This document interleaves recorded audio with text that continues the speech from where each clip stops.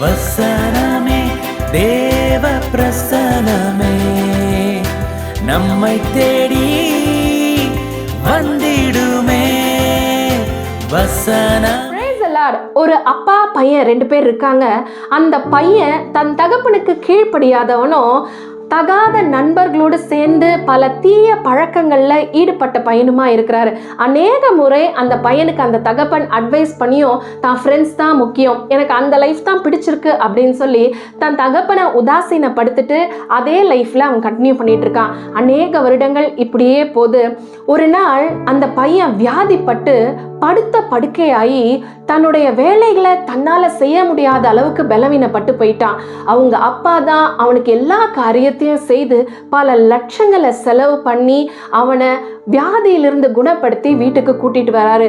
அப்பதான் அவங்க அப்பாவினுடைய அன்பை அவன் அறிந்து கொள்றான்.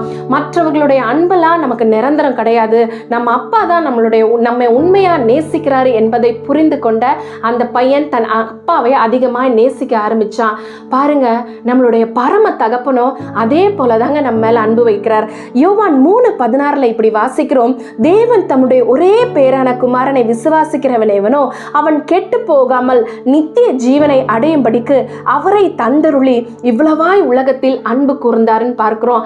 தம்முடைய சொந்த குமாரனையே உங்களையும் என்னையும் ரட்சிப்பதற்காக ஆண்டவர் இந்த உலகத்துல அனுப்பி வைத்திருக்கிறார். ஒருவேளை இன்னைக்கு நீங்க ஆண்டவரை விட்டு ரொம்ப தூரம் போய் பலவிதமான காரியங்கள்ல ஈடுபட்டு அவருடைய அன்பை மறந்து போயிருப்பீங்கன்னா அதே அன்பு இன்னைக்கு உங்களை அழைக்குதுங்க. கர்த்தரிடத்துல திரும்புங்க, அவருடைய அன்புக்கு சொந்தக்காரர்களாய் மாறுங்க. God bless you all.